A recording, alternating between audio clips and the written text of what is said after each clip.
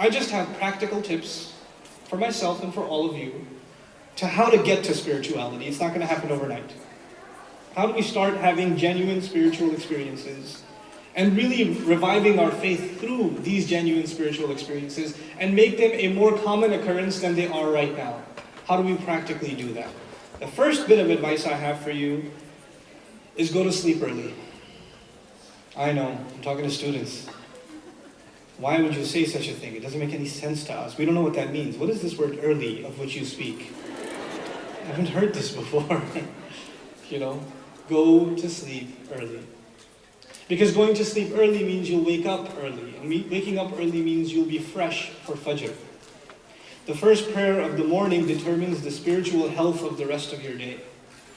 If your Fajr is not intact, your entire day is not intact. Forget it. You're going to have a lousy day. You need to start your day with a beautiful, direct conversation with Allah. And Fajr has a specific importance from a spiritual perspective. Not only that Allah Azza wa Jal tells us in the Quran, Inna Quran al-Fajri kana mashhuda, that the Quran recited at Fajr, the Quran of Fajr will actually be witnessed, has been witnessed. And ulama have debated and talked about the word mashhud, and how it even suggests that Allah Himself is special witness to you getting up in the morning and praying to Him and talking to Him. But Fajr is a time when most of the world is asleep. So you're not distracted. Nobody's sending you text messages at Fajr. Nobody's sending you an email. There's nothing to do with your device. It's just you and Allah. Maybe even your roommates are asleep. Your friends are asleep. Everybody's asleep. Maybe even the rest of your family is asleep. It's just you and Allah. It's the best time to engage in conversation with Allah. And I'm not saying that tomorrow morning when you wake up for Fajr by Allah's permission and you're going to pray, it's going to be a spiritual experience. But if you start taking care of your sleep at night and you wake up fresh, you have better chances. You have better chances. You need to take care of that. And the second bit of advice, not just go to sleep on time. Pray Isha as soon as it comes in. I shall say that again. Pray Isha when? You'll say it for me now. As soon as it comes in. Don't wait for it. Oh, it just came in at 7:30. I got time. 9 o'clock, I got time. 10:30, I got time. 11 o'clock, I got time. 12, let me just sleep a little bit. I'll wake up and pray. Extra late Fajr special session. Right? Extra late Isha. Don't do that to Isha. Pray Isha at its time. And actually, I know that there's going to be a session later on, not by me, but others on time management.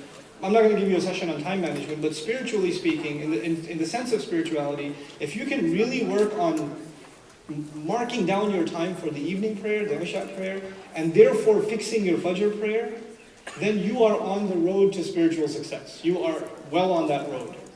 Now, let's talk about Fajr a little bit. What you need to do as students, I'm not giving you heavy, lofty goals, like have khushu' in every word you recite, have full concentration and cry in every word you recite. You're not going to get there anytime soon. It's okay. It's okay. Just pray Fajr on time, and what right now? Isha. Fajr on time. And for brothers, if you can pray in Jama'ah, it is so much better for you. It is so, and you will feel the experience and you'll feel the difference in your day if you can make it to the masjid for Fajr. You will feel the difference. It'll affect the way you study. It's going to affect the way you carry out your day. You're going to have more, everything you do will have more blessings in it, and you will notice it. There's going to be a positivity to everything you do. It's textured by that Fajr prayer. Now, the thing you want to do little by little, your minds are fresh right now, and I know you don't think so, but you have a lot of free time.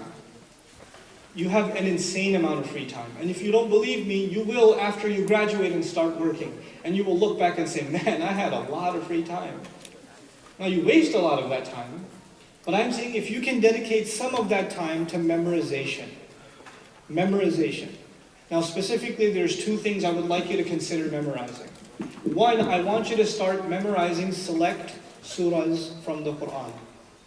Just short ones, easy ones to memorize. You can pick ones from Juz Amma. It's okay. If you don't know any surahs, you don't have to tell anybody about that. Just start memorizing little by little by little on your own. Even if it takes you 6 months to do one page, it's okay. It's just between you and Allah. That's it. You love Him so much, you want to memorize some of what He has to say. That's all this is, right? Now, just as an added resource on my institution's website, on bayina.com, there are podcasts for every surah of Juz Amma. For the 30th section of the Quran, for every surah, every chapter in there, there's a detailed lecture study of it. Memorize it, then listen to the lecture.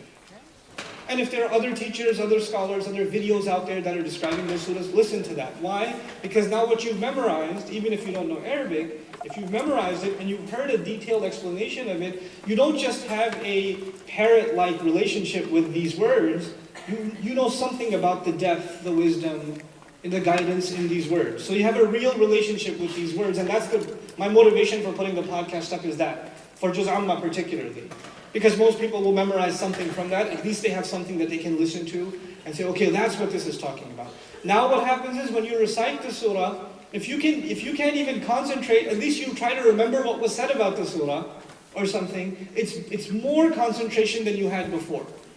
It's more than what you had before. At least now, when you're standing there and praying and you're looking down at that really creative musalla rug that you bought, you're not wondering about this one going, this turny thingy going that way and this one going 3, but this one's 4. Why is that? It's asymmetrical. And and while you're in sajda, you're trying to fix it.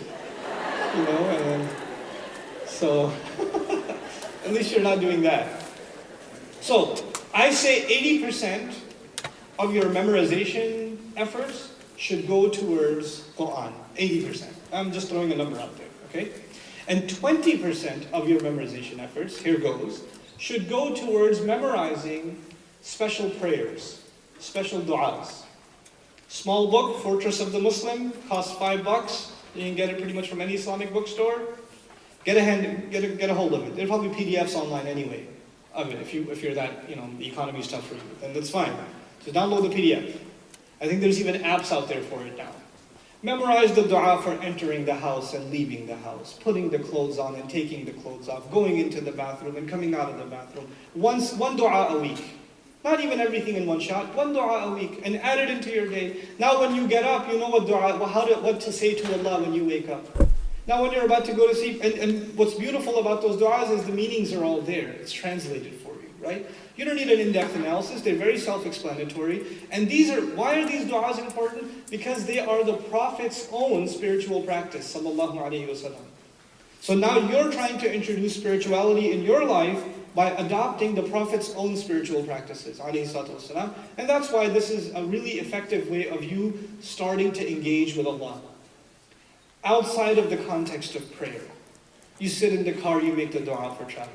And the other really cool thing to do is when you make the dua for travel and you're not familiar with the Arabic language, to even at least remind yourself of what you read in translation. What did that mean? Oh yeah, subhanallah. And then begin your journey. And then start driving your car. This will necessarily start impacting how conscious you are of Allah on a daily basis. Because what these du'as, they're basically, these are supplications and du'as for all occasions, right?